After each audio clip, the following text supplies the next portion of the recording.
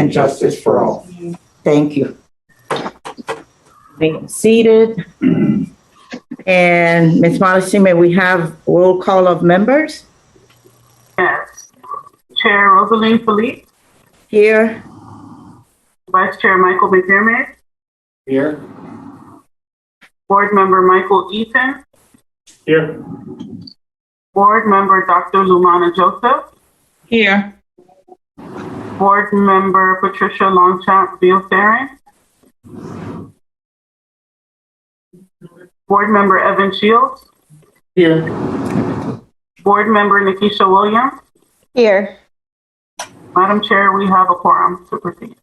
Thank you. All right, with that said, we'll be moving on. Announcements. As you know, those of you who have your cases, this is a quasi-judicial board. Your items will be heard today. They will be approved or disapproved, but I'll let Ms. Modestine explain that to you. Madam Chair, you want me to read the notice? Oh, sorry. Go ahead. Thank you. The North Miami City Council has adopted by resolution virtual meeting procedures for the conduct of public hearings and quasi-judicial proceedings during the coronavirus pandemic and other public emergencies. They provide, and as stated in the public notice for this meeting, members of the public are invited to attend the virtual public hearing and provide oral or written comments on the matter. Comments, which must include your full name and address, may be provided in advance of the hearing via telephone or by sending an email to publiccomment@northmiamifl.gov. Comments received by this morning at 10 a.m. will be read into the record during the hearing. Comments received after this deadline will become part of the record but will not be read during the hearing. This meeting satisfies quorum with the requisite number of board members attending in City Hall. Public attendance will remain virtual as the conditions of the pandemic emergency continue to require. The procedure for each quasi-judicial item is also governed by Section 3-303 of Chapter 29 of the Land Development Regulations. After reading the title of the item, Board or Commission members will disclose any ex parte communications or investigations. Staff and the applicant's representatives will be sworn. Staff will make a presentation, then the applicant or his or her representative will make a presentation, including witnesses, if any. The board may ask questions of the applicant or witnesses. Staff will then read public comments submitted by the deadline previously noticed stated and announce the opportunity for persons viewing the meeting to make live comments to the board. Persons raising their hand within 1 minute following the announcement of the opening of the public hearing will be called upon by the meeting chair. Each person will be sworn and be given 2 minutes to state their name and address and make their comments. Cross-examination is allowed by staff, the applicant, and the board. The public hearing will then be closed and the board or commission will then deliberate the matter and reach a decision which may include approval with conditions, denial, or continuance. Thank you. Thank you. And with that being said, our attorney will administer the quasi-judicial oath to anyone who will be speaking on any of the items today, and that includes staff. Thank you. I believe that would be Ms. Modestine. Is that correct? Yes, if there's anyone who will be speaking on either of the items, please unmute yourself and state your name. Hi. Sorry about please. Hi, I'm Joanna Torres and Alena Torres. We're going to be talking about our fence and the visibility. Thank you. Is there anyone who's going to be speaking on any of the items? Anyone else? Yes, my name is Rudy Checky. I'll be speaking on behalf of Cristo Rey Miami High School. Mr. Goldstein, you're trying to speak as well, but you're muted. Sorry, I muted myself. I'm Joe Goldstein, and I may also be speaking on the items, I think, 2 and 3, if Mr. Checky asked me to. Okay. And Derek Cook, zoning manager, will be speaking. So I'm going to read this oath. After I read the oath, please say yes if you agree. Do you swear or affirm that the testimony you are about to give is the truth, the whole truth, and nothing but the truth? I do. Yes, I do.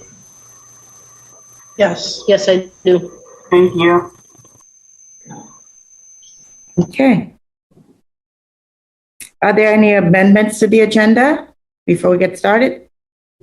No, Madam Chair. Thank you. And with that, can I have approval of the minutes from April 21st, 2021? So moved. Moved by Mr. McDermott. May I have a second? Second. Second by Mr. Shields. Okay. All in favor? Aye. Aye. Any opposed? Right. Any communications? So, From staff regarding any of the items, any letters, any email that came in? Nope. Nope. Okay. All right. We don't have any continued items, so we will start with our first petition, which is V-02-21, fence opacity variance within the front yard at 1070 Northwest 131st Street. Should I go on? if you wish, I can read it into the Thank you. anymore. Thank you, Madam Chair. If I may take latitude for a moment before we get started, I want to announce that we'll be losing a valuable member of the City of North Miami's Community Planning and Development Department. Katrina Gordon has taken an opportunity with the City of St. Petersburg and on the West Coast. She'll be dearly missed, has been just invaluable as part of our team.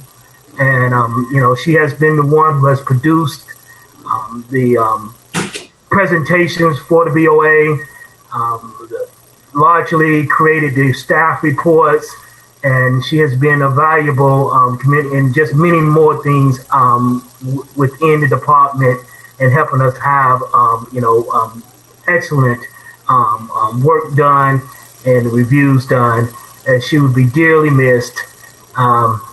I just can't say enough about it, but I just wanted to make that announcement. I want to make the announcement because she will not be here for the June meeting. She will be departing on the 4th of June. So I just want to make that announcement before we moved into the presentation. As stated by the chair, we have the item before you, which is item 5-0221, which is concerning fence opacity variance within the front yard setback for the property located at 1070 Northwest 131st Street. As is, the variance is, and make a correction on that statement, that is V-0121. The variance is Article 5, Division 12, Section 5-1209, K3 of Chapter 29 of the City of North Miami Code of Ordinances, Land Development Regulations, LDRs, to allow a 25% opaque 5-foot tall fence within the 10-foot of the edge of the driveway leading to the public right-of-way of the property located at, this is an old one, and y'all forgive me for doing that. That's the old one from last week. Mm-hmm. Okay, so let's restart this and start from the beginning. Y'all scratch all of that. Let's move forward. So this is a variance also to Article 5, Division 12, Section 5-1209, K3 of Chapter 29 of the City of North Miami Code of Ordinances, Land Development Regulations, to allow a fence located in the front yard setback to exceed the maximum 25% opacity, providing 75% of unobstructed visibility throughout the fence at the property located at 1070 Northwest 131st Street within the R2 Single Family Residential Zone District. Said variance is to be reviewed under the criteria set forth in Article 3, Division 6, Section 3-606 of the LDRs. So as we have here before you, is stated is a variance for the request to deviate from the required setback of, required opaquency of 25%. Let's see if we can get this moving. There we go. So as you can see here, this property is located on Northwest 11th Avenue is to the west of it, and it's located specifically on Northwest 131st Street. As you can see, the highlighted location of the property, as I stated earlier, is zoned R2 in the single family district. Is to install a 5-foot fence, aluminum fence within two rolling gates and 3 swing gates. The horizontal fence design that is the applicant proposed display is a variation of 1 to 2 inch horizontal bars throughout and a consistent spacing of 2 inches between each bar, resulting in approximately 38% of opaquency and a transparency of 62%. This is the characteristics of the neighborhood as you can see. Let me go back. As you can see, all of the zoning that is germane around the property is also R2. These are some properties that were provided by the applicant to show that we had some deviations in the code that were erected in the city. As you can see by these properties, none of these, as shown, meet the opaquency requirement. There was a variety of reasons why these fences were enacted, but of the ones that they provided, only one was approved by staff in an erroneous way. The others, you had one that was approved, that was reviewed. You had 2 that were reviewed, and the applicant decided to install the fence, but they did not meet the criteria of the plans that were provided. You had 2 that were installed that did not have building permits at all. And you had 2 that were installed that just did not meet the code and that requires code enforcement. So all of these fences require code enforcement, and to become legal as they is, they would need to go through the variance process before the Board of Adjustment to be able to maintain the fence as they are, or they would need to revise the fence to meet the code requirement of opaquency and visibility, which is set at 25% and 75% visibility.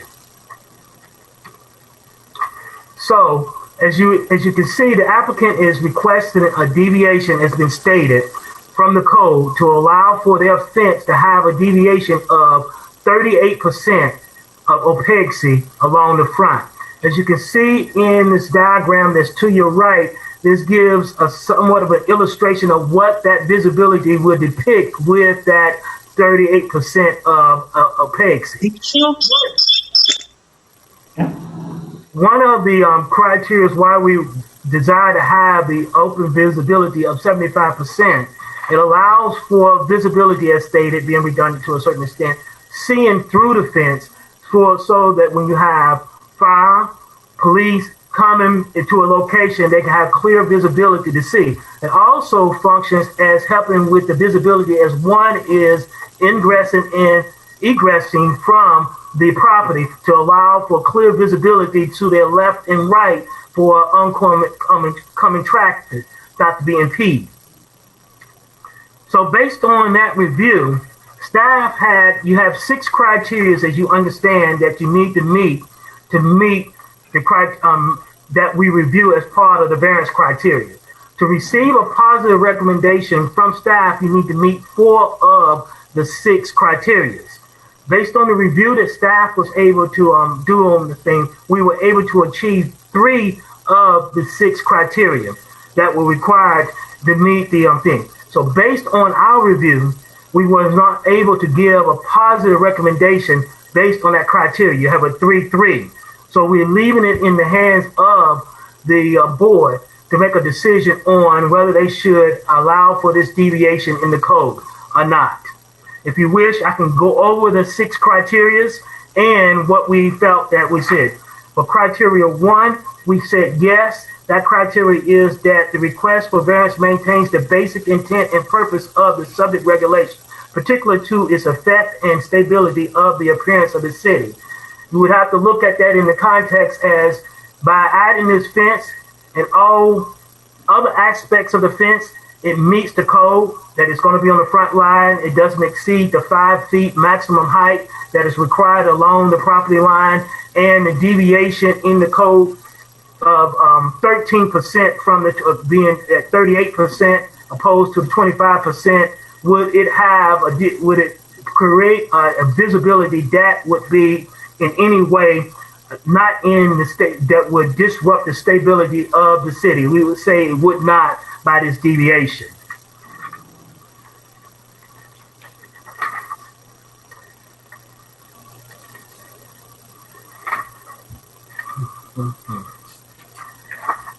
So with the article number 2, forgive me, my apologies with my thing. So we said for one of the other conditions is, are there special conditions or circumstances exist which are particular to the land, structure, or building involved, and which are not applicable to the land, structure, buildings, and the zoning district? No, there's no special conditions that exist or circumstances that exist that would require deviation that the applicant is requesting.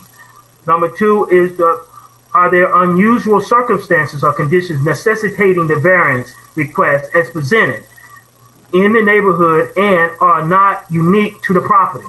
Again, in our assessment, no. There are no unique circumstances that exist in the neighborhood or to the property that deem that they would need to deviate from the requirement of the code. As I stated earlier, there is the request to maintain the basic appearance of the city. We say yes. Number 4, it says, is the literal interpretation of the provisions of the LDRs would deprive the applicant of the rights commonly enjoyed by other properties in the same zoning district under the terms of the LDRs? Again, we say no. By meeting this criteria, it doesn't prevent the applicant from being able to have a fence. Is the variance request the minimum variance that make possible for the reasonable use of the land or structure based on the design that they design? We say yes. It is the medium variance that they would need for the fence that they have proposed. And finally, the granting of the variance will be in harmony with the general intent and purpose of these LDRs, and such variance will not be injurious to the area involved. And we would say yes, that this would not have any injuries or be injury to the area. It would not be necessarily out of harmony with the city, in that the fence would meet many of the requirements of the zone. You just have that deviation as it relates to the opaquity opposed to visibility. And, many would say if you were driving down the street, you probably would not be able to distinguish between it being 25% or 38% driving down the street. So with that, we are recommending no decision on our end with a 3-3 tie. And we leave it in your hands, board members, to discuss and make your decision. Thank you. Thank you, Mr. Cook. And would the applicant, Ms. Torres, would you like to add anything to your case? Yes, hi, good afternoon. Thank you guys for hearing us out. And thank you, Mr. Cook, for your assistance, and Katrina, that's been amazing throughout this process as well. I wanted to also let you guys know, as far as the safety concern, my main concern for wanting originally even a smaller gap than 2 inches, I went with the 2 inches, obviously, because I'm trying as close as possible to meet your code.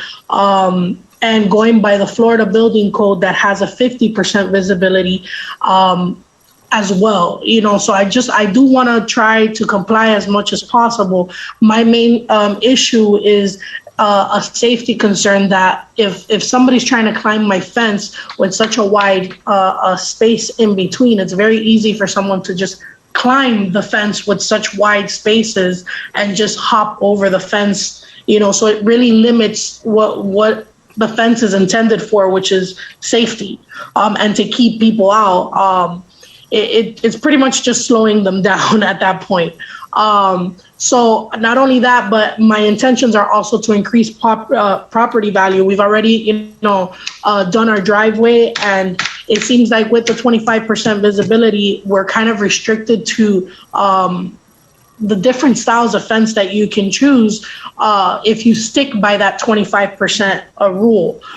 It pretty much limits you to your standard picket fences that you see are very common here in the neighborhood. I'm trying to not only increase property value, but also be able to enjoy my home and pick a design that's aesthetically pleasing to me. That also goes with the design of my home. I'm trying to create more of a modern look and help with my property values and ultimately help the city increase their property values as well. Not only that, I've also noticed that there's other homes like Mr. Cook showed that have similar styles throughout the neighborhood. And I actually took the time to look them up.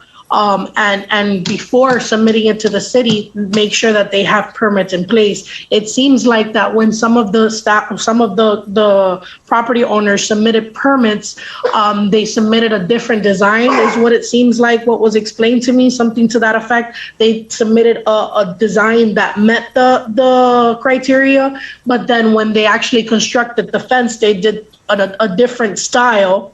And the city doesn't have an inspection put in place, if I understand correctly what the city manager explained to me, to make sure that that plan is carried out accordingly. So apparently that's why I found that a lot of these homes do have permits for the fences that they have in place, but they weren't the permits for the design that they originally submitted, which to me, obviously, I have no way of knowing that unless somebody in the city looks into these homes. But my main concern is also, again, not only the safety. If somebody's climbing my fence and they land on my property and injure themselves, that's a liability to me as well. I want to try to keep them from, number one, climbing the fence and possibly injuring themselves on my property or even on city property, and them also then trying to hold the city accountable for them falling and injuring themselves on city property as well. My intentions ultimately are just to keep someone from trespassing. In the last couple of months, I actually have 2 police reports, one of which right about 15 minutes prior to this meeting, a public defender was at my door regarding this case. Where I had several packages stolen. I have a 1-year-old daughter. She just turned 1 on Sunday, and they came and stole her diapers along with several other packages from my door because I live in a very busy street. So there's constant cars passing by, constant people walking around, and it's very easy for somebody to just come in and hop right out, right into, and be on their way. Unfortunately, the whole packages being stolen and people going into people's properties is more and more common every day. It's the world we're living in, unfortunately, now. But I'm also a nurse and I come in and out at all times of the day because my shifts sometimes are at night. If I pick up an extra shift, I have to go in at night, come in. Sometimes I get sent home in the middle of the night. I want to feel safe coming home and not having to look over my shoulder. I have 2 rolling gates that are in the plans to being installed. So once those gates open, it creates 100% visibility when you're pulling in and out of my driveway. Not to mention that the design that I chose, I ended up changing to one of the designs that were approved by the city so that I can kind of meet you guys halfway as well. Originally, the director said that if I chose that design, that she would be able to approve it. But after further review, it turned out that house also did not meet your guidelines. So I had my architect redraw these plans in hopes that it was going to get approved like I was told, only to find out after he redrew it that it was an error on the city's part. So I actually matched the exact design. I had my architect and I had my contractor go to that property on, I believe it's 13355 North Miami Avenue, which is shown in the paperwork that was submitted and take specific measurements of that property so that we can duplicate it, so that I can, work with you guys and just somehow even though it's not the exact design that I originally submitted and that I wanted, still try to meet you guys halfway, where maybe I'm not at the 25%, but I'm still creating some kind of safety, and where I have somewhat of peace of mind, even though I'm not 100% happy with the design. Because there's a design on 125th that one of the homes that I also submitted that has like half an inch space with 3 bars. That doesn't even meet the Florida building code guidelines, which is 50% visibility, and he has his fence up without an issue, and he's a very famous football player here in the city of North Miami. He grew up in the city, and I just feel like I just would like fair treatment as well on my end, so that I'm able to also enjoy my home and be happy in the home that I chose to purchase in this city. I'm still trying to go by the Florida building code, and I do respect that each city has the right to have their own codes in place. I just would like to also be happy in the home that I reside in, Thank you, Ms. Torres. Okay, with that being said, I'll open public hearing on this item. Is there anyone online who would like to say something for or against? This is your time, your opportunity. Ms. Modesty, no one? Okay, then I'll close public hearing. Chair, just for the record, we did not receive any previously submitted comments. Thank you, Molly. Madam Chair? Yes? Madam Chair, I just want to make sure that we covered board disclosures of ex parte communications. I don't recall that we did that for this item. We don't need to go through all the members, just if there were any communications, anybody can announce. Any discussion on this? Mr. Hill, for point of clarification there, is that regarding any item or the item in question right now? Just the item in question right now. Okay, understood. Thank you. Nothing to disclose? Nope. No. Okay. Board discussion? Mr. Cook, I have a quick question here. So I understand that 3 of the 6 items were not approved by our CP&D. If there was a way that we could, I guess the best way to phrase it is, what tweaks or suggestions could Ms. Torres make in order for this particular variance to actually be approved under CP&D's guidelines? If there was just three small things she could do to meet each of the 3 criteria that failed under your guidance. Or Madam Chair, if I can answer that. Yes, Mr. Hill. So the way the code is written, the Board of Adjustment has to find that the applicant has demonstrated compliance with 4 of the 6 standards. The board just needs to make a finding opposite staff's recommendation on any of the 3 that it has concluded no. So, for example, item number 4, the literal interpretation of the LDRs would deprive the applicant of rights commonly enjoyed by other properties. You could conclude that the applicant is deprived of providing a fence because there is sufficient proximity between the standard and what she is proposing.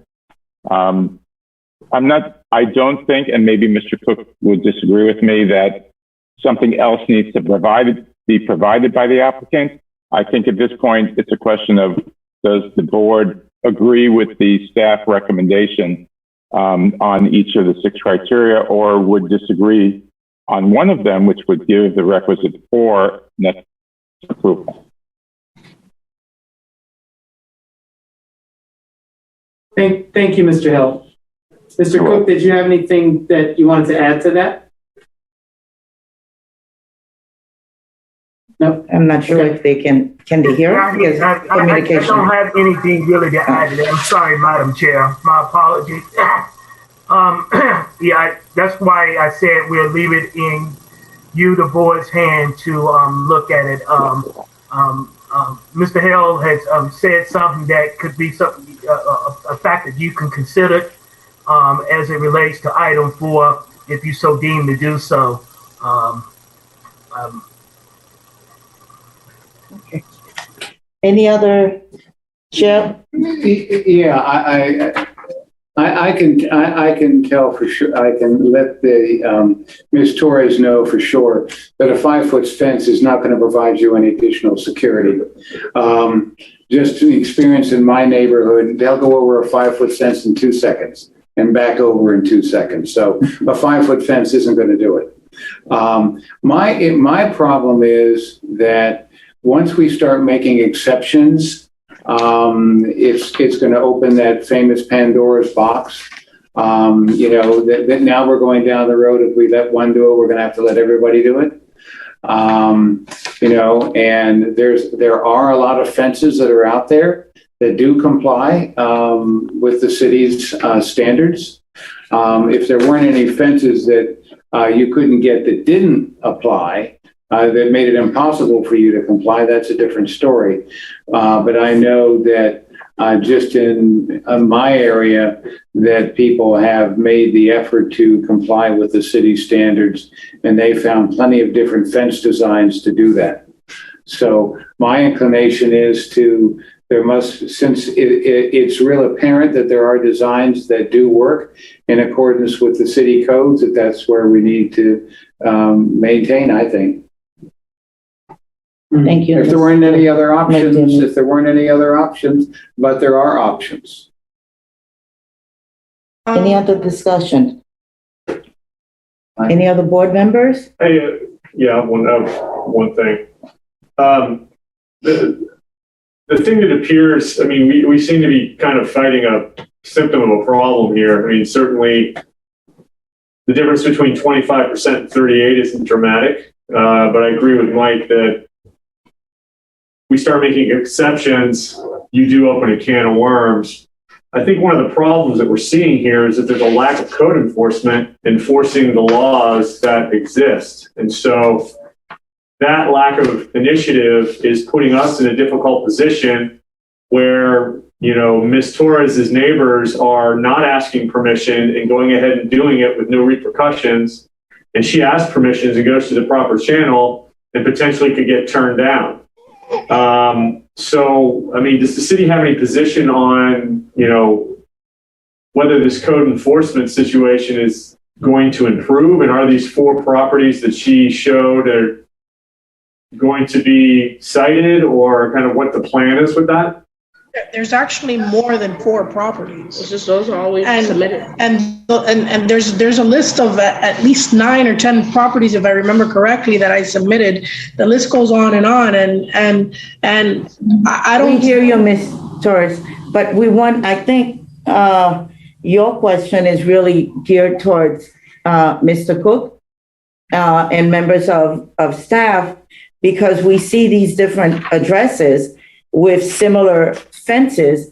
And if they're already up and they said that the permit was not pulled for this specific work, will those property owners be cited because of that? And Mr. Cook, since I have the mic right now, I'll just ask, because it seemed like that's the new wave of fences that people want to put up. It's not just in our city, it could be elsewhere. I know a few years ago, we had issues with fence heights and everything. So we had to tweak our code in order to meet and reduce all of those cases that was coming to the board. So is that something that you think that you might need to look into so that, we're not having cases just because, well, it's no longer those picket fence or those iron thing, but it's this new type of fences that are being erected? So thank you, Madam Chair and board members. Yes, that is something that we are contemplating. It's a discussion that I just had with Mr. Hill even just yesterday. about the contemplation that we need to look at amending the code because of, one of the challenges in getting into the weeds dealing with fence. That's one of the biggest things that we deal with when we're doing our permits review. And so it's not something but we do have the challenge. It is something that we need to consider because we have people who have, because of their desire to have unique kind of designs, can't meet our standard. It does not, but to what other members of the board have stated, it is true that you have, a large swath of the city who have managed to meet this criteria. But we are open and we are considering the fact that we may need to have a deviation to the code to allow some more flexibility. As Ms. Torres mentioned, the county does have the requirement that they allow for 50% opaque and things to that effect. I don't know if we'll go that route, but we will have that discussion and consider doing some changes to the land development regulations as we go into the process of amending our comprehensive plan as this year. So that is on our agenda to give you a long answer. As it relates to the specifics of this situation that Ms. Torres spoke about the 9 fences to address the board member, as I stated in my code and in our report, and I give a disposition of all of the fences that were presented as deviations. I also in the final paragraph in number 2, I state that as such, each of the erroneously approved and installed or installed that did not match the approved building plans are modified without permit will require a variance to maintain the fence as installed or modify it or replace the fence to comply with the LDRs. The city is not obligated to perpetuate a process error or illegally established non-conforming structure. And these fences have been brought to the attention of our code compliance for these individuals to be cited. And as I said, to cure the deviation, they would need a variance. I have one question as it relates to the different items. Let's say number 1, special conditions and circumstances exist which are peculiar to the land.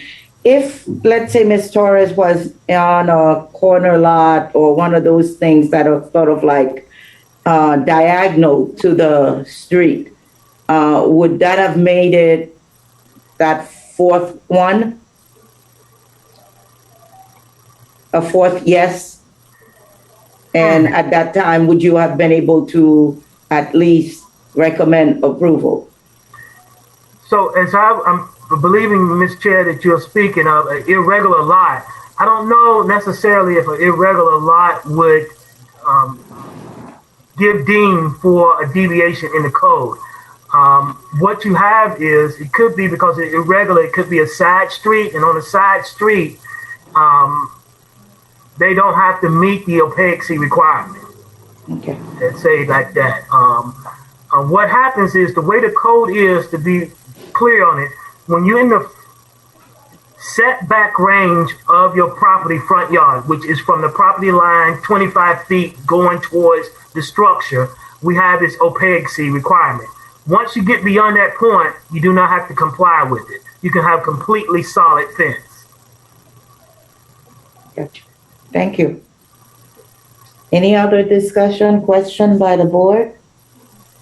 Okay, would someone, Mr. Shields? So just a point of contention to what Mr. McDermott said. I definitely understand that in your neighborhood, fences comply.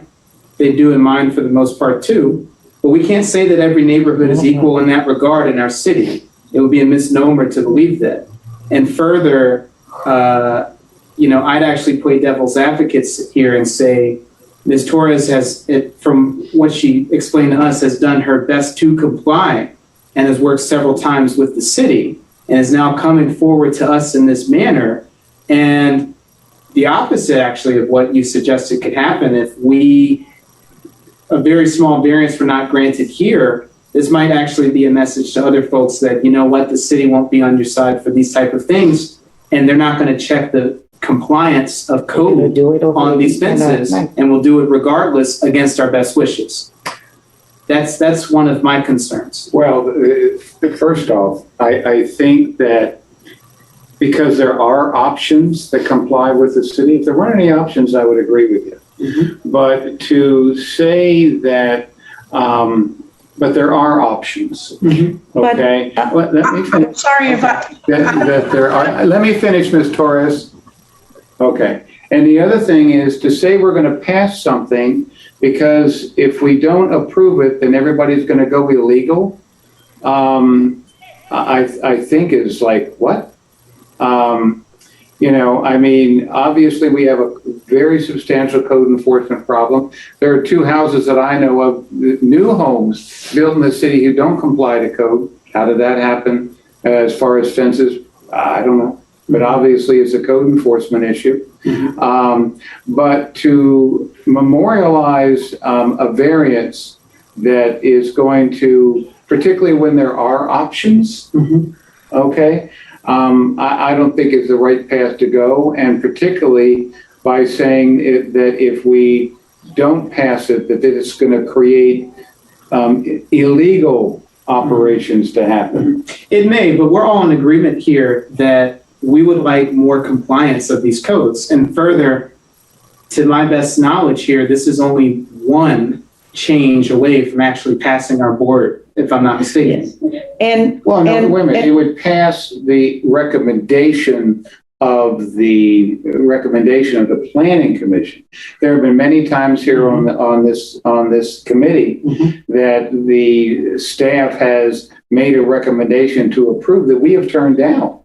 So this, what he says is that's only one step away from staff approving. Right. I mean, excuse my framing, my language there. But that's essentially what I mean is the staff in and of themselves were one step away from approving. Right. themselves. And I understand. And that's why I asked the question. And we are not looking, at least I'm not. Every case is taken on its own, regardless of what may or may not happen.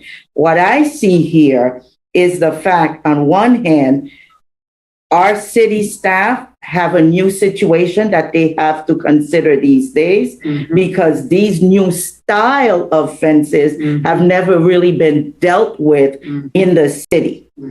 So that's one. And then you've got all of them who are put up illegally, and the staff didn't have a chance.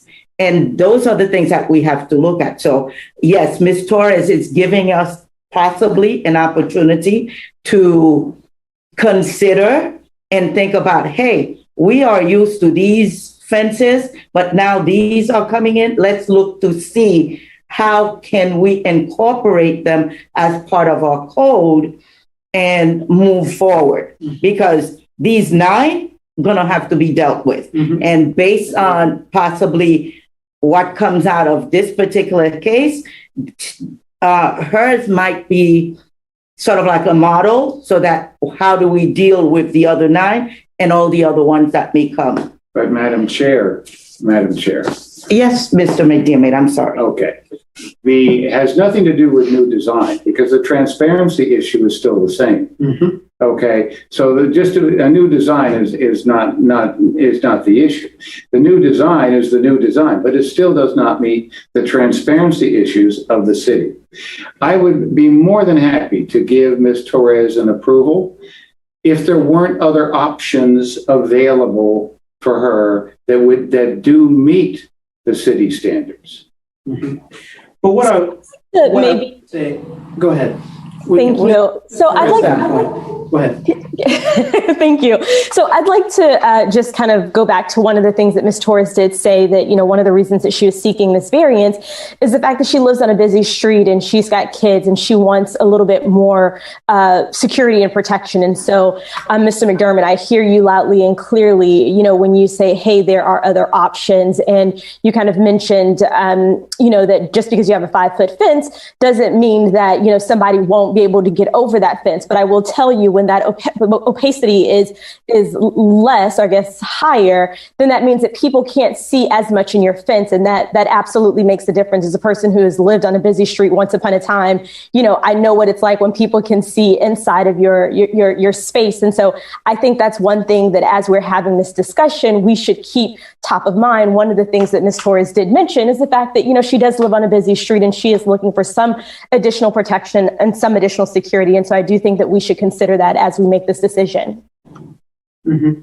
I think further we should consider something that Mr. Held said as well, that one of the three recommendations of the CP&D against approving this, if I'm not mistaken, please correct me, was that the opacity issue currently could bar the enjoyment of the larger community and neighborhood in some respect. I believe that was item number 4, if I'm not mistaken. I would actually venture to say that this variance is not too far off from that opacity concern, and that furthermore, by not actually allowing this variance, to Ms. Williams' point, we wouldn't actually be allowing Ms. Torres the freedom and the ability and the enjoyment of her own property and the safety thereof, of knowing that her property, her kids, items that her kids need are safe. And so I think that's something we absolutely have to consider. But she can be secure with a fence that is approved. I understand, but at the same time, what she's also mentioned to us is that she's come to us with other fences that previously were said, oh, this could be approved, et cetera, under the code. And then it comes back and it's not compliant. Well, could that happen again? Well, I'm going to put that to staff. Staff, is the current fences out there? Because I see all kinds of variation of fences. Is it impossible to get a fence approved in North Miami with the transparency as you have it listed? Definitely not. I mean, mass majority of the fences we approve. Matter of fact, it's not mass. All of the fences that we approve when we believe they meet the code. So, yes, they are meeting it. I have, over my brief time with the city, encountered people who've had difficulty doing that, who wanted to do fancy designs, and based on that, we're not able to achieve the opaquity requirement. But, as my colleague, both my colleagues, Marlene and Katrina, can attest that the fences that we have, even though they have going back and forth with it during the building permitting process, they ultimately meet it. As if I may speak to that one fence that Ms. Torres did speak of, that is on North Miami Avenue. In the course of our review, it was stated that the fence looks like it may meet the requirement, but we need to do a site visit to verify if it did or not. And when the director said she could move forward, she had missed that criteria. And when we did go out there and make the physical inspection, we made a determination that it did not meet the criteria of the code. And thus why she was told with the expectation that it could meet it, but it did not. Yes, we would have preferred not to had that transpired. That's the question to you. I am certainly not against Ms. Torres getting a fence. However, since you verified that there are options available to get her a fence at 5 feet that she wants, I think she needs to provide that. Not that I'm against her getting a fence at all. Mm-hmm. It's just that since there are options that are available that have been approved by the city, that those should be options that she should present to the city and not try to memorialize a variation that could then be utilized by other people on the street. And we have seen how that has operated in other circumstances, in the city similarly. Any other board discussion? Mr. Shields? I guess one final point is if there was a small tweak in her design to meet that opacity restriction in the code, what would that tweak be? Well, that's staff's, that was. And that's more of a question of staff, but, Yeah. So, if I may, Mr. Steele, my colleague, Ms. Gordon, extensively reviewed this fence with her, and based on her calculation, right now she has 2-inch gaps between the bars. If she was to go to 2.5 inches, that would make her meet the opacity requirement of 25%. But to Ms. Torres' concern, as she's articulated eloquently in her presentation, she's concerned that that may give more opportunity for people to traverse her fence with less difficulty by having that gap there. I don't think a half inch will do. I don't think a half inch will do that. And believe me, the fences that I see in my neighborhood, people go over them. Believe me, we have a lot of things stolen in my neighborhood with people with fences, some with large gaps, some with small gaps. It doesn't really seem to matter what the gap is. They're over and back over in the blink of an eye. So I think if she were to simply, increase it from 2 inches to 2.5, that's not going to really affect her safety at all. And I think it's going to meet code, which would be an easy approval by this board, certainly. Could we make a motion to make that a condition of approval? I'd like to know just quickly Ms. Torres' opinion on that. We did overlook her about 10 minutes ago. I'm sorry, I was on mute. He's absolutely right. There's plenty of fences that meet the opacity that are vertical, and if they're horizontal, like I explained before, it creates a ladder. I understand his opinion is that they can climb a fence and they can jump a fence, and realistically speaking, even if you create a 10-foot fence, they can jump that too. The point is not whether they can or can't. The point is to create a more of a difficulty for them to do that, especially in the busy street that I live in. It's a safety concern. Not only that, but I would like to see that the city that I reside in, that I pay taxes in, is also interested in making me happy as well. Whereas instead of, I've already tried to conform what I've wanted to meet the guidelines that you have in place, I would like to see as well for you guys to work with me as well. And as opposed to me increasing the space that I would not like to, because I don't feel that I have that peace of mind. I don't feel like that is creating the safety that I want, nor is it creating an aesthetically pleasing design based on all the money and all the thousands of dollars that I've invested in my driveway to increase my property value. It just looks awkward. It looks like a barnyard when you look at all this spacing.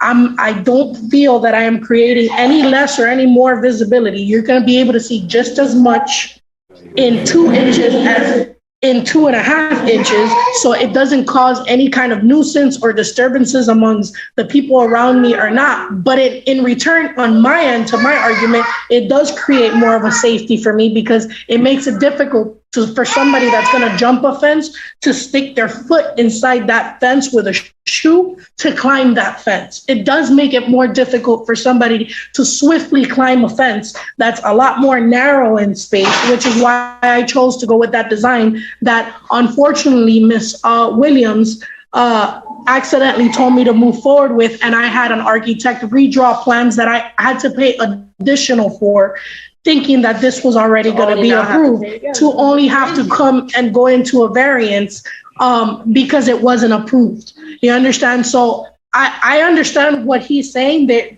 I can absolutely achieve the 25% opacity. That is not an argument at all. I just will not be happy with that decision, because I don't believe that is, number one, safe for me, and number two, that it's aesthetically pleasing. I'm putting money into my home in hopes to get money back. Just happens. And not only that, but these codes are also put in place years ago. I mean, styles change. trends change and that's what sells. I hear you, Ms. Torres. I have a question. Getting back, I have a question for Mr. Cook, and maybe the applicant may have the answer if you don't. That half an inch that we're discussing of requiring, how would that impact, I guess, the fence itself? Because I know it goes horizontal. So if now it's, let's say, 5 section, so if we're asking 2.5, is that going to require that it is only 4 section in order for her to maintain it at 5 feet? I'm just trying to process it in my head. Thank you, Madam Chair. May I indulge, Ms. Katrina, do you remember those deviations? May I have one of my colleagues speak on this behalf, ma'am? On that, she reviewed it. Thank you. I think to answer your question, Madam Chair, if she does the 2.5-inch spacing, yes, it does spread apart the bars that that she has existing. So creating more spacing and then taking off bars on the top and on the bottom. So making it more like this and less like this, if that helps. Yeah. Thank you. No problem. All right. If I may, Madam Chair, just for the sake of context, if I may, and one of the comments that we talked about in the thing is the purpose of a fence, and it is that it is to mark a boundary, provide security, and provide decorative function. For both. Okay, thank you.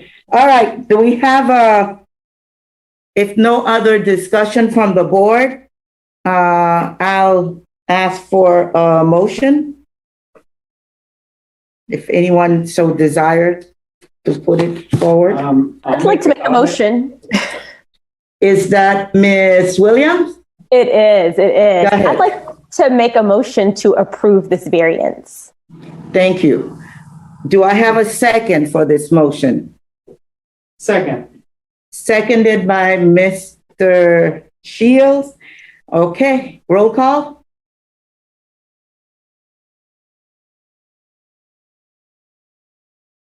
Marlene, roll call. I'm here. Sorry about that. Vice Chair Michael McDermott, how do you vote? No. I'm sorry, I didn't hear anything. No. Thank you. A point of clarification, is this No, we're voting. as in no against? No.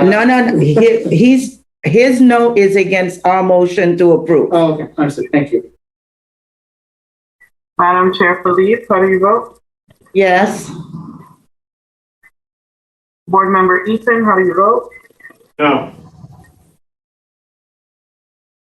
Board Member Joseph, how do you vote? Shion? I'm here. No. Board Member Shields, how do you vote? Yes. Board Member Williams, how do you vote? Yes.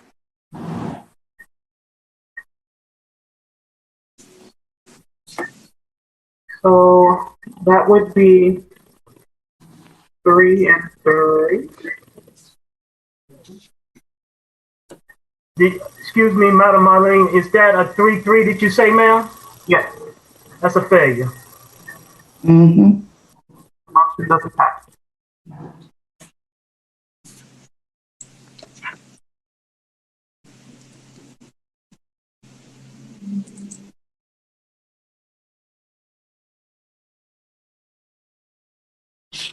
All right, I'm sorry.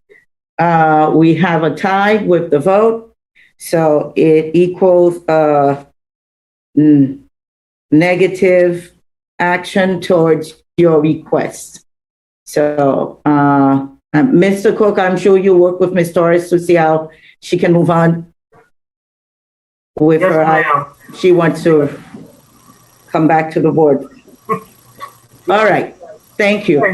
Yeah, okay.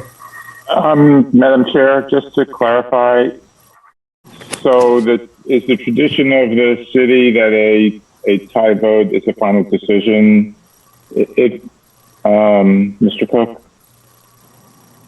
if she's going to come back to the board, she would need a motion to continue, or else file a new application. So That's what I meant, that maybe staff will be able to help her modify her application, her plans and stuff like that, and maybe come back.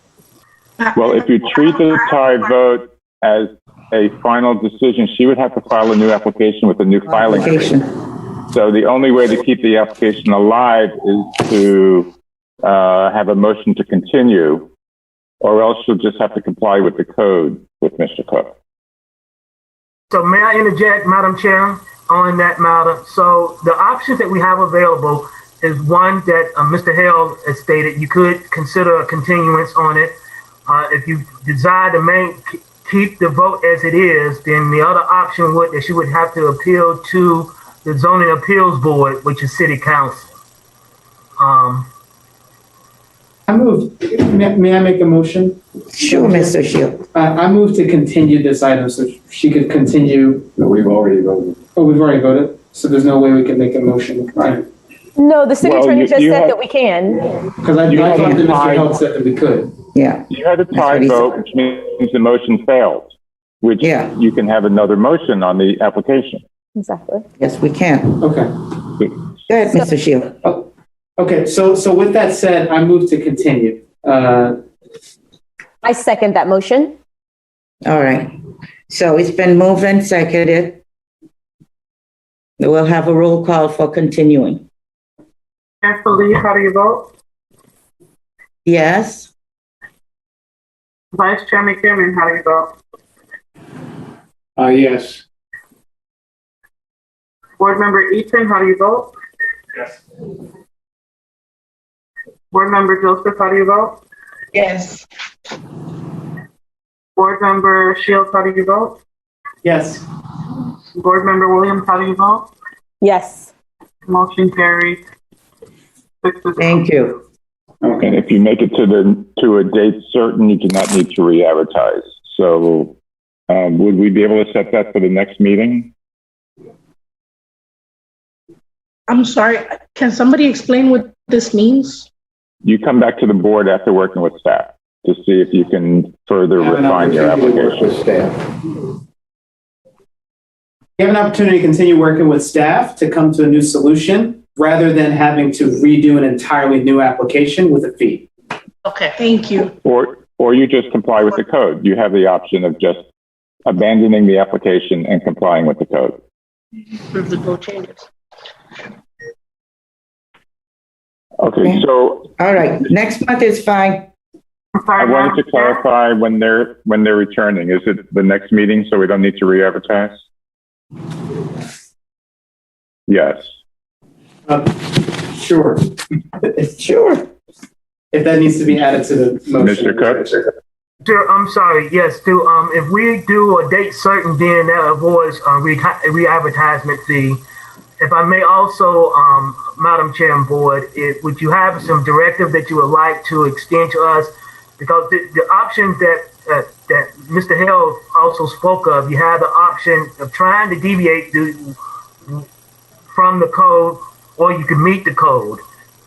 What criteria, if any, do y'all believe that if she, with consultation with staff, would it be 30%? Would it be, is it any number, or what do you have anything in mind on that? Or because the options right now. Well, I think we're looking to you for recommendations that are acceptable to your department. That's why we gave Ms. Torres the opportunity to meet with you, and to come back before us. Like to add, I wonder if there's any research or any information that you might have that says, yes, if a foot, if most feet are like this wide or this tall, and so this will help protect it. And so I think maybe I would think and hope that staff would, that's one of the things they would do, would, take a look at, what is amenable to them, before coming back. Doing exactly what you're thinking of, or what you're speaking of. Okay, I think they were asking us for direction, so I just wanted to be clear on providing that direction to them.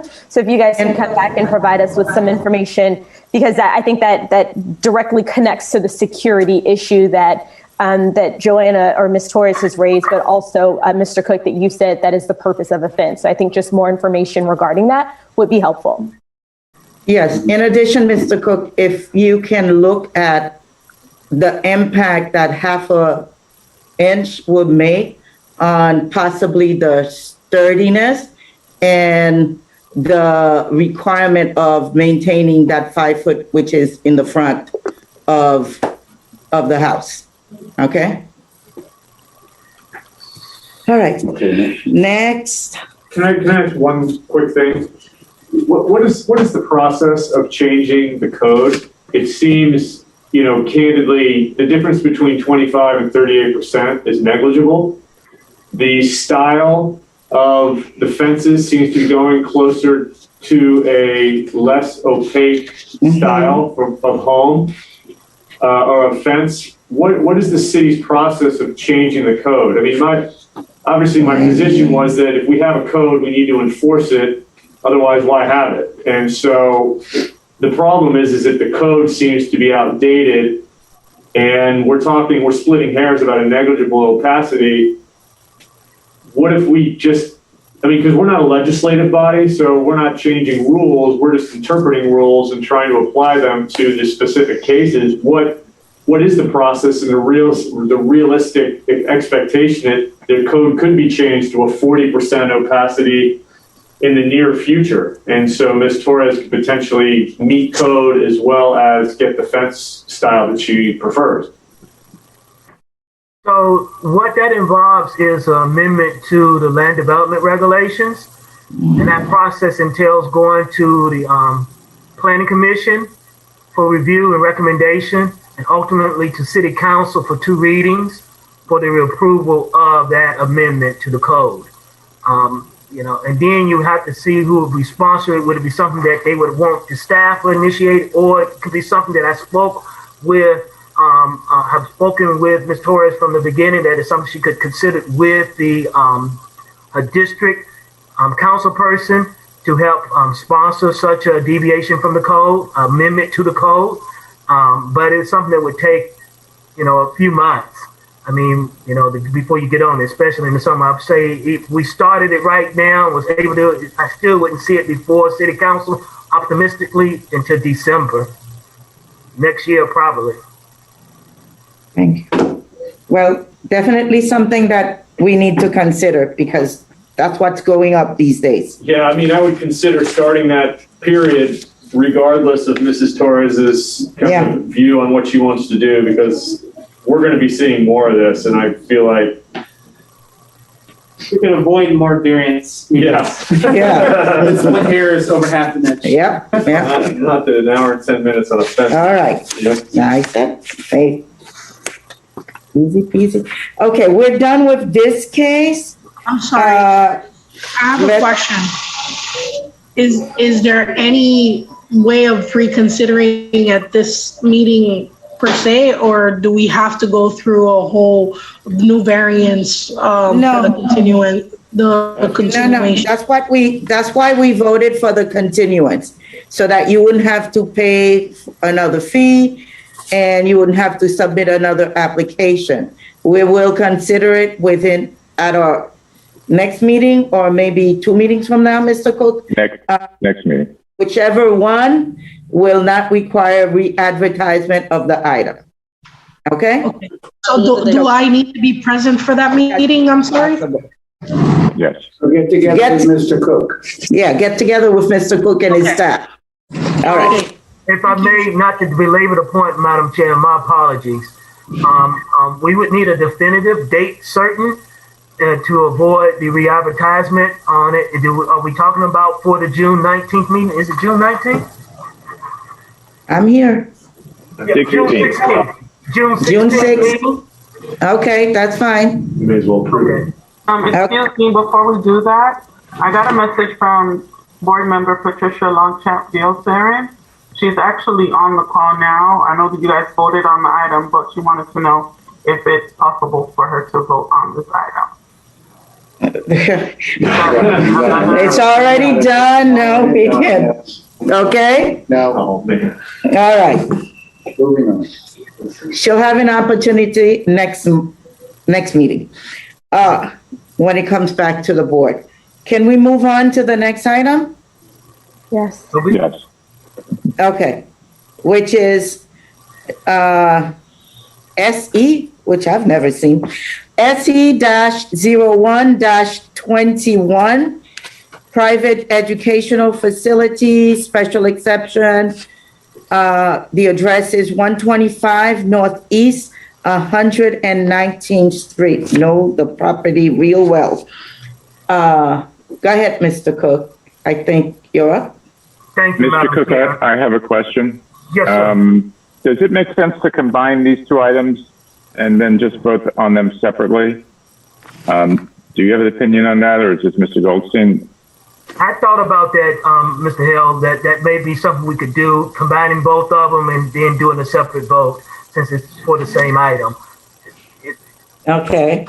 If you From have the any, applicant's perspective, we are both amenable and encourage that. It just saves having to make the same presentation twice. Okay, so with the board's consent, we would read both items into the agenda, call both items, and let's not forget to do board member disclosures of ex parte contact. Okay. To the suggested motion, so moved. So, second, All right. All in favor? Aye. Aye. Okay, and we'll do both of them together. Go ahead. Oh. thank you, Madam Chair. The items that you have before you as stated for the first item is SE-01-21 special exception pursuant to Article 4, Division 2, Section 4-202, Chapter 29 of the City of North Miami Code of Ordinances, Land Development Regulations, to allow a proposed educational private school at the property located at 125 Northeast 119th Street within the R6 multifamily residential district. Said special exception is to be reviewed under criteria set forth in Article 3, Division 5, Section 3-504 of these LDRs. The second item is a variance.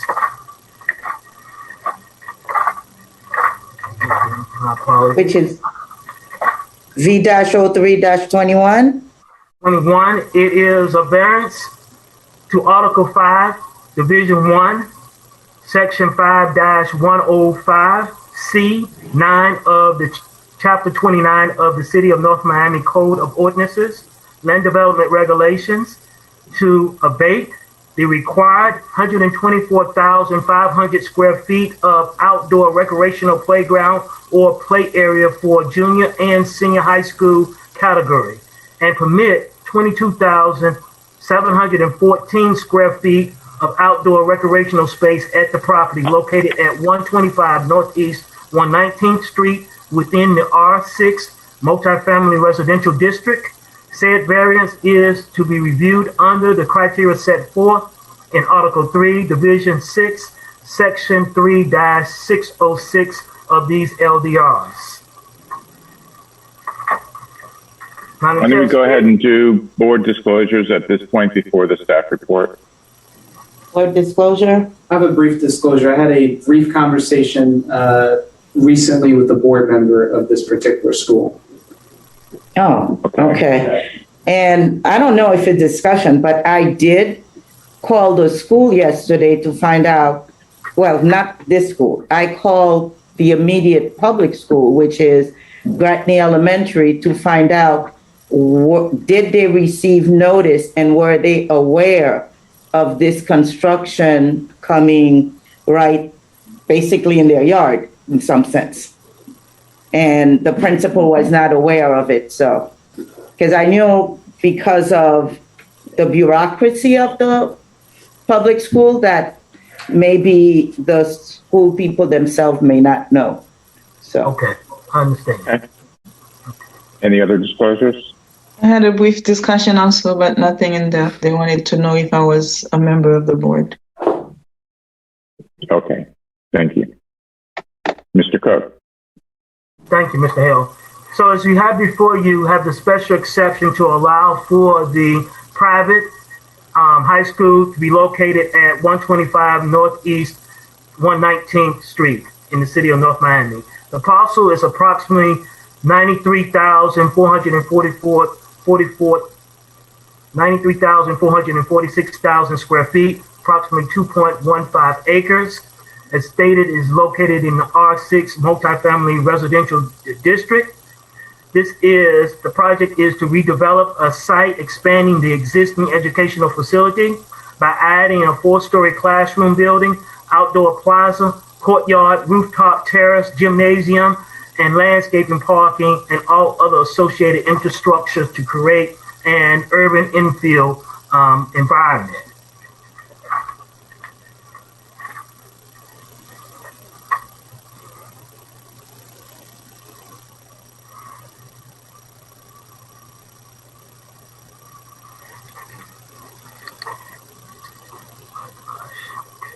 There we go. So as you can see on your display, the site that you're familiar with on the Northeast 119th Street, as I stated, the location and the size of the property and the intent of the proposed use. These are areas of the area, the neighborhood characteristics that you are familiar with. You have the school that was spoken of by the chairperson that's located, the elementary school that's located to the northwest of the property. You also have a private school that's located across the street south of the property. To the west of the property, you have residential and mixed use uses. A little further up, less than a half mile away from it, you have Griffin Park. More or less than about a third of a mile south of it, you have Berry University located from the property. So when we review this property analysis, we have several criteria that we look at. One of them is if there are appropriate provisions for access for facilities adequate for the estimated traffic from public streets and sidewalks so as to ensure the public safety and avoid traffic congestion. Yes, you have existing right now, you have several ingresses and egresses on the property. When they redesign the property, they will create 2 ingresses and egresses from the property. One will be an entrance only and an exit only on the west side of the property. On the west side of the property, you will have the ingress coming west down 119. You'll come in, circle around, and be able to go back out onto 119th Street. That will be the circulation that will prevent all ingress, controlled ingress and egress on the property, and also create organized drop-off and pick-up for their students. Second criteria, are there adequate parking areas and off-street truck loading spaces, if applicable, for the anticipated number of occupants, employees, patrons, and layout of the parking area? Yes, they are meeting the required number of parking spaces. I believe they're exceeding that. I think they needed, what was the number? I think they're showing 49 spaces that they are proposing. They needed 47 parking spaces. Is there a suitable landscaping or fencing along lot and rear lot lines adjacent to residential uses and are residentially zoned district? Yes, they do. They have provided adequate landscaping and a demarker by fence to separate the similar uses between the school and the residential uses that are to the rear and to the east of the property. Is the proposed special exception reasonable in terms of logical, efficient, and economical extension of the public services and facilities such as water, sewer, police and fire protection, and transportation? The use will not increase the required need of services to the area to the site. They already have water, sewer located at the site. As you're aware of it, it currently functions as a church with a school component to it. They will redesign the property utilizing the existing church, expanding that into a complete educational use, and they also will provide a building at the rear, which is 4 stories, and a gymnasium, which will be approximately 10,000 square feet of recreational area, coupled with some outside recreational area, giving you a total recreational area of 22,000 plus 22,714 square feet of recreational area on the site itself. Will the proposed special exception constitute an appropriate use in the area and will not substantially injure or detract from the use of the surrounding properties or from the character of the neighborhood? I would say it will not. One of the ideal elements of the R6 is to have school. As you know, this is an infill redevelopment site. You know, as it is in the urban environment that we're in, schools going into such sites are very appropriate these days to accommodate our educational needs. We do already have an existing elementary school, as stated, to the northwest of the property, and also to the south of the property, you have a private school there as well. So it is going to not have an adverse impact to the neighborhood in any way in regards to having an educational use added to the surrounding area. In light of the findings, staff recommends approval of with conditions of the requested special exception used in accordance with Article 3, Division 5, Section 3-504, Standards of Approval of the Land Development Regulations to allow the educational private school on the subject property with the following condition: that the applicant undergoes development review in accordance with Article 3, Division 2, General Development Review procedure of the LDRs and in community with the Community Planning and Development Department, which is really just going before the Development Review Committee. Because of the size of the property, it also will require City Council approval of the site plan. In that process, that we will review in depth the design of the school, the civil engineering, landscaping, and the transportation, such as traffic flow and things like that, and traffic study, which is already being reviewed by the city transportation engineer. That will be entailed in our development review committee review. Also, that we will ask that the applicant comply with all applicable requirements of the Florida State Board of Education and the Miami-Dade Fire Department and all other county and state agencies. That the applicant also will obtain a certificate of use from the Community Planning and Development Department, and they would need to obtain a business tax receipt from the Finance Department of the City of North Miami. Excuse me. That ends my presentation as it relates to the special exception. My apologies.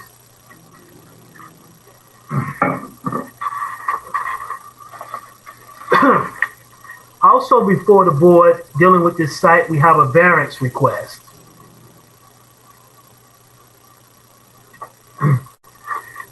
Variance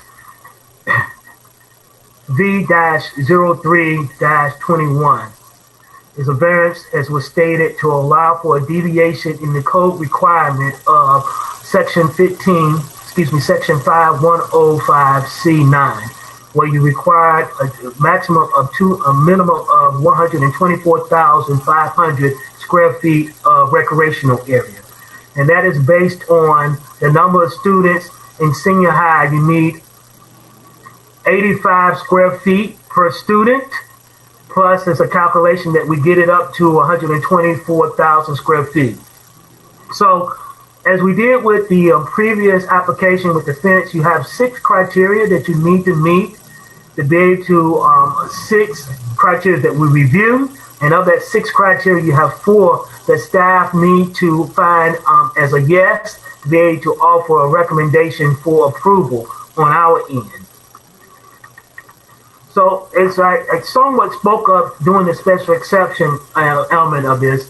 This is an infill project. As it stated, it's also, we are in an urban environment.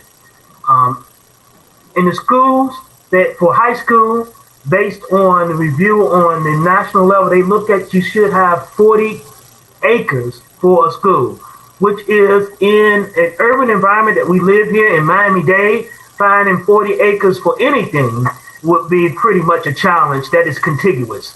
And being able to financially, not that as a to be able to financially secure that would be a large scale. So what we have here, when you have schools that really just do infill and redevelopment of existing small sites, and they accommodate their recreational area, large parts off-site and do certain mitigation on-site to accommodate the recreational use. Usually what we have had is they would have an agreement with an off-site entity to help subsidize their recreational area, and they make an arrangement with them to transport and utilize that site. So what we have, as I stated, you have the 6 criteria that we review to determine if we should go have a positive review for the variance. The 6 criteria are, as stated before in the previous one, special conditions and circumstances exist which are particular to the land, structure, or building involved and which are not applicable to other lands, structure, or buildings in the same zoning district.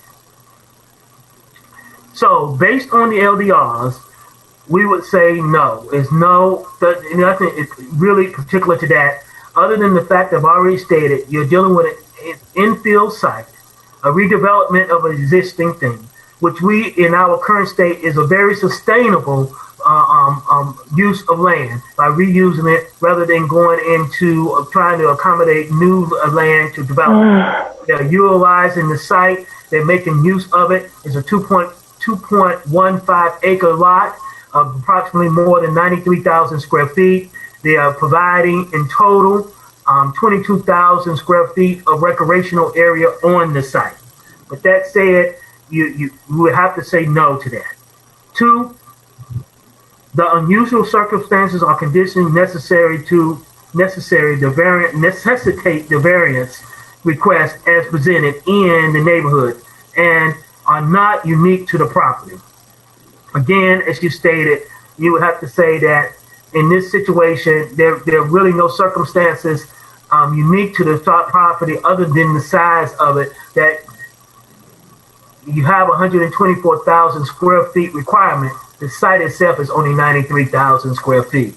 So, you can't meet that requirement on a site of that size. It's just not possible. That the requested variance maintain the basic intent and purpose of the subject regulations, particularly to its effect and stability of the appearance of the city.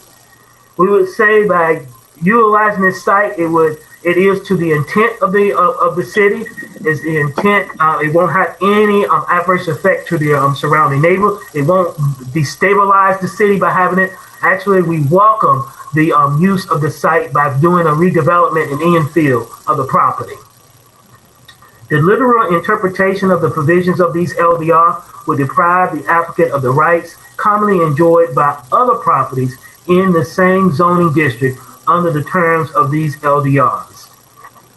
As it states right now, if they have to, in meeting that requirement of the LDRs of 124,000, that deprives them the right to be able to build that school there altogether. You cannot do it without this variance.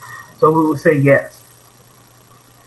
The variance request is the minimum variance that will be necessary so they can utilize the land. I would say yes. As we always stated, you have a 93,000 square foot site. You're doing a redevelopment of the existing buildings and you're adding new building along with a gymnasium. As in all turn, you have 22,000 square feet of recreational area for it. That is based on their design. That's the minimum deviation, which is approximately 122,000 square feet of recreational area that they are requesting deviation from to be able to size the student body of approximately at least 400 students. The applicant, by granting the variance, will be in harmony with the general intent and purpose of the LDRs. As such, the variance will not be injurious to the area involved. By granting this variance, I don't see that it would have any injurious impact to the area. Even if they didn't have the necessary, they don't have the necessary recreation, they would be able to house the students on site. They have recreational facilities that are on site that they could utilize, that would not create a situation where there would be spillage of students off the campus because they couldn't provide a recreational area. Wouldn't be spillage of students off the campus because they wouldn't have the facilities to provide them adequate educational facilities. So this would not be out of harmony or injurious to the area. Based on that, we have a 3-3 with the staff. So based on that, staff was unable to give a positive recommendation for it. But we do say if the board deems it within their mind to grant this variance, that we do have conditions that we would like to have employed as part of your approval. And the conditions are as follows. The applicant shall obtain a shared use agreement to use a site providing outdoor recreational playground area off-site, and it should be at least 40,000 square feet. So where did we come up with that number? Well, we have 124,500 as the requirement for the site. And you have 22,714 square feet on site. As a principal, we have in other elements, as you may be aware, we have dealing with daycare, elementary schools, that they have a requirement of 45 square feet per student, for each student. But the criteria is that they only need to provide half of that recreational area because they do not concede that all of the students will be out there at the same time. So with that principle in mind, we figured if they provide at least half of the recreational area, which is going to be approximately 62,000 square feet, then they're meted. Thus, the 22,000 on site and at least 40,000 square feet off site through an agreed with an off-site facility. The other one is that the applicant agreed to subject that the agreement be approved by the Community Planning and Development Department and by the Office of City Attorneys, and that before the issuance of the certificate of use, the certificate of occupancy, that this agreement be executed by the applicant. And additionally, as we stated before, they would need to get a certificate of use and a business tax receipt before operation of the facility take place. With that, that ends staff's presentation. Thank you, Mr. Cook. And I think we have Mr. Goldstein representing the applicant. You're on mute, Joe.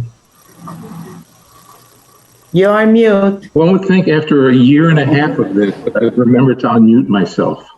Again, my name, and I think we're all the same. My name is Joseph Goldstein. I'm an attorney at the law firm of Holland and Knight, representing proudly, really proudly, when you understand what we're doing here, representing Cristo Rey High School. Very briefly, from just a bureaucratic standpoint, we agree with staff. We greatly appreciate the work that staff has done. We will miss Katrina as well. It was nice getting to know her, and to find out today that she's leaving. That's unfortunate. We agree with the conditions that staff has recommended in terms of going forward. I can go into some of the details as to the plans, but quite frankly, I think the most important thing is for you to meet Cristo Rey and the image of Cristo Rey, and what we're trying to do is Rudy Checky, who I think will at least explain to you why this is a very different and very special, and not just a regular old high school that's going here, and why it's important to support us, or helps us certainly to go forward, our important mission. Rudy? Thank you, Joe, and thank you to the members of the Board of Adjustment of North Miami. My name is Rudy Checky. I'm chair of the Board of Trustees for Cristo Rey Miami High School, And I want to thank you for the opportunity to introduce our school to you. We are extremely hopeful that the Board of Adjustment will look favorably upon our petition. Our intention is to become a vibrant part of the North Miami community in service to its citizens and as their community partner. For you to better understand what our school is about, I thought I'd point out a few highlights, and I know it's already been a long day, so I won't take a huge amount of time to do it. Our school will be the 39th school in the Cristo Rey network. It was started in 1996 in Chicago to serve the low-income community. We only serve students from the low-income community. Our motto is, if you can afford to come to our school, you can't.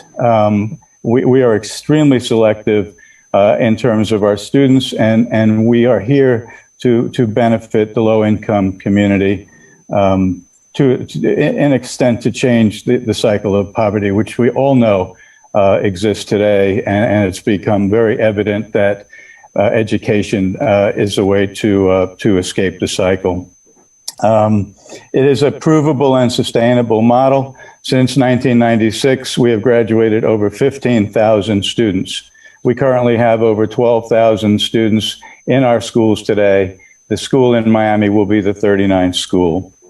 98% of our graduates are accepted to college. This is a rate that is 3 times that of their economic peer group. What makes us special, as Joe said? Why are we unique? We are unique because we combine a very rigorous college prep education with a corporate work-study program. Each student spends 4 extended days in the classroom in a true college prep environment. The other day is spent in the corporate offices of Miami businesses, learning the skills required to be independent and self-motivated as they proceed to and through adulthood. Some of these companies that have agreed to hire our students are American Airlines, Accenture, JP Morgan, Jackson Health System, Holland and Knight, and I can go on. We have 35 companies who have already signed up to employ our students. I'll explain that in a little bit later. In 2019, network-wide, our students earned collectively $75 million from their employment, and every single penny of that money went to pay for their educational expenses. They are paying for 50% of the actual cost of their high school education. It's incredible. Yes, they have skin in the game and they know it. They've made a personal investment in their own education, then they're very proud to be the first in their families to go to college. In the corporate setting, they will meet and associate with members of the community leaders, and mentors. They will experience a setting totally different from their everyday environment. Their experience will not only enrich them, but their families and their communities too. Our national student population is 98% low-income students of color, approximately 60% Hispanic, this is national, and 40% Black and African American. Our school is Catholic. 60% of our students are Catholic, 40% of our students are non-Catholic. We're not proselytizing religion. We teach all religions, and we strive to make our students the best they can be, irrespective of their religious affiliation. Our plan is to have a school of approximately 400 students in 4 grades, freshman through senior. Most of our students will start at below grade level. Therefore, it is important that these students receive significant remedial academic help. Many of our students will also receive specific counseling to assist them with their academic as well as their personal issues. We anticipate that the great majority of our students will avail themselves of public transportation to come and go to and from school and to and from their places of employment. There are adequate bus routes serving this site to ensure this. With respect to their work travel, once again, we expect that many will use public transportation to arrive in the downtown Miami offices and other places of employment. The transportation system here, especially emanating from this site, will get them wherever they need to go. We believe that many of our students will come from North Miami. We also believe that North Miami will benefit from employment positions at the school. We intend to create an amenity for the city of North Miami. We want to be part of your North Miami community, and we'll work with our neighbors to ensure both harmony and a place that they too can be proud of. I would like to also thank Derek Cook and Katrina Gordon for working with us on this mission. They have been extremely helpful, and I personally am sorry to see Katrina leaving for St. Petersburg, but I'm happy for St. Petersburg. With respect to the green space requirement, we will enter into a shared use agreement with a neighboring property. We have already begun inroads to do that, and I believe we will have that accomplished in a very, very short time. We're awaiting a sample agreement, so we make sure we comply with the city's requirements for the shared use agreement. I thank you from the bottom of my heart for your consideration, and I'm happy to answer any questions. Thank you. Okay. Anyone else representing the company who would like to say something? Yes. Before I open. My name is Gus Barrera. I'm a Board of Trustee member. I had the privilege of serving on the Miami-Dade County School Board from 2002 to 2010. Also happened to be an architect. With regards to the play area requirement, this is something that is only required of private schools. Public schools and charter schools are not required to provide these play areas. There's examples of the Young Women's Preparatory Academy in Little Havana, which is an urban school that was put into a existing office building in the city of Coral Gables. You have the International Studies High School that was also placed in an existing office building. In downtown Miami, you have the IPREP Academy, another high school that's in an urban setting that doesn't provide play area. What they do provide is areas for physical fitness. Because we're in a world today where kids aren't necessarily exercising by running around the track or playing soccer or baseball, but are doing aerobics, yoga, and things of that type. So neither charter schools nor public schools have to comply with this requirement. This is only a requirement for private schools. I just wanted to share that with you. Thank you. All right. I'll open public hearing. Anyone who would like to speak on this item, either for or against, now is your opportunity. I don't know. Ms. Modestine, do we have anyone scheduled to speak on the item? No items were, no comments were previously received for the items, but I do see someone has their hand raised. So right. Is there anybody who hasn't been sworn? Speaking on the item, I need to swear you in. Right. What is it, Mr. Held? I just also wanted to make sure people were sworn. Mr. Barrera, were you sworn previously? You're muted. Unmute yourself. No, I was not. Okay, so just participate in the swearing that Ms. Modestine is going to do now. Okay. Mr. Matt, are you wishing to speak on the items? Yes. He did, yes. Okay, I'm going to read this oath. If you can just reply that you agree. Do you swear or affirm that the testimony you're about to give is the truth, the whole truth, and nothing but the truth? I do. Yeah, he gave it. All right. And is Ms. Sanat, is she going to be a witness or give testimony? She hasn't replied, so I'm going to say no. Okay. All right, then I'll close public hearing. Board discussion?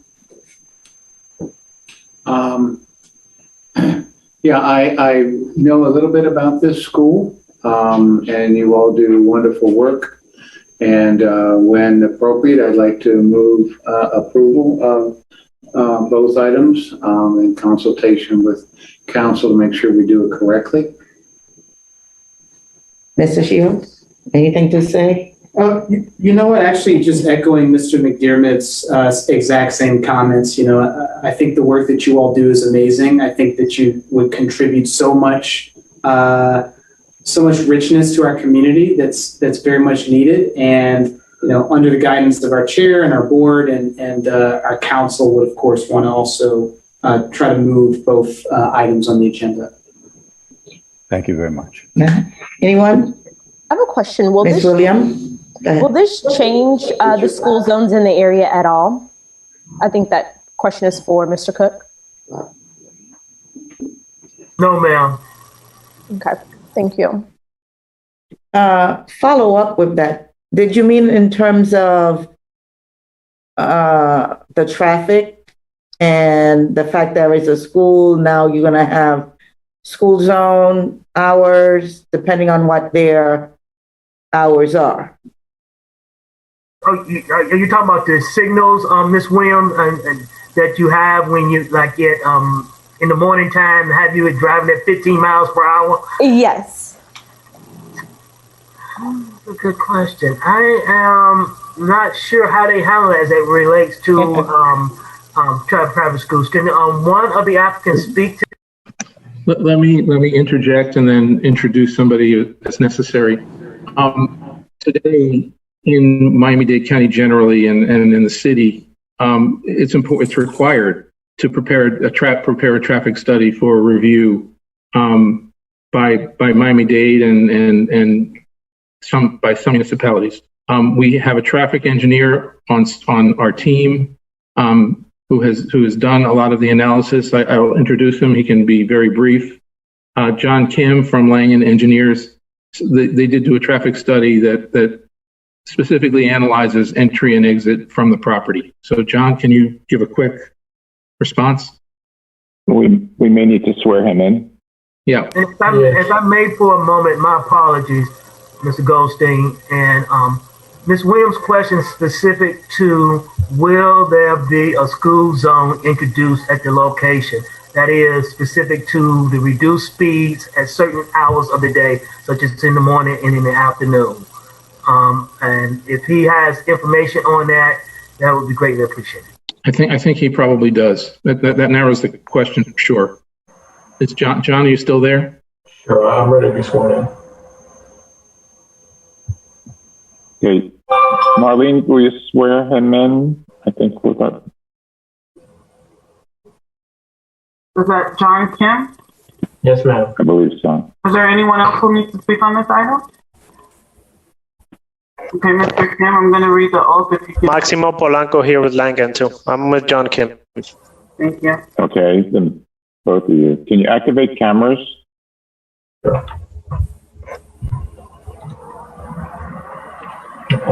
Do you swear or affirm that the testimony you're about to give is the truth, the whole truth, and nothing but the truth? I do. Thank you. Hi, everybody. I'll try to be quick. My name is John Kim with Langen Engineering and Environmental Services, with offices at 110 Broward Boulevard, Fort Lauderdale, Florida. The quick answer is no. Because we are a high school, we are not required to provide a school speed zone. So at this time and in the current study as it sits, we are not proposing any changes to the current school zones in the area. Thank you. Mr. Kim. You're welcome. You're welcome. Ms. Gordon, did you have something to say? Oh, you're good. No. That's exactly it. Okay. Well, anyone else had a question? Just a couple. I know in terms of, I don't want to continue with it, but traffic signs or the signal for 15 miles already exists on 119 and on North Miami currently. So based on the hours of the school, they'll probably modify it to meet the hours. And I'm not sure if you're going to, what your hours would be. Most likely you'll start earlier than the elementary school anyway. But I had a question. They are high schoolers. I'm not saying the ninth grade. I'm not saying the 10th grade, but possibly 11th and 12th graders. If that individual had a car, would they be allowed to drive to school? Madam Chairman, the answer to that is no. As a private school, we will make sure that those students do not use motor vehicles to come to school of their own or their parents. No, the answer is no. Okay, thank you. You're welcome. Thank you. No other discussion? I think Mr. McDermott wanted to make a motion. Yes, I wanted to make a motion to approve the council. Should I combine them two, or should I read both of them? Just read them separately? I think separately. We do this special exception first and vote on it, and then we'll discuss and deal with the variance second. Okay, and the special exception SE-01-21, I move to approve the application. Second. So it's been moved and seconded. Roll call, please. Madam Chair, my apologies. Can we clarify, confirm that's with the conditions? With the, Yes. Who was the second, please? The second was Mr. Shields. Chair Philippe, how do you vote? Yes. Vice Chair Michael McDermott, how do you vote? Your vote. Yes. Board Member Easton, how do you vote? Yes. Board Member Joseph, how do you vote? Yes. Board Member Patricia Longchamp Theosarin, how do you vote? Yes. Board Member Shields, how do you vote? Yes. Board Member Williams, how do you vote? Yes. The item passes 7-0. Okay, great. Okay, Variance. yeah, okay. In V-03-21, I move to approve the variance. I need a second. Second. So, Madam Chair?